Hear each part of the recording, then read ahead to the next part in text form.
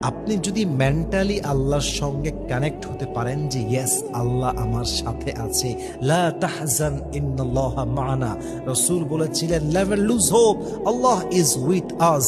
Tension করো না, চিন্তা করো না, আল্লাহ আমাদের সঙ্গে আছেন এবং আল্লাহ নিজেই বলেছেন ওয়া হুয়া মাআকুম আইনামা কুনতুম, wherever you are Allah will be there for you. তুমি যেখানেই থাকো না কেন আমি আল্লাহ তোমার সঙ্গে আছি।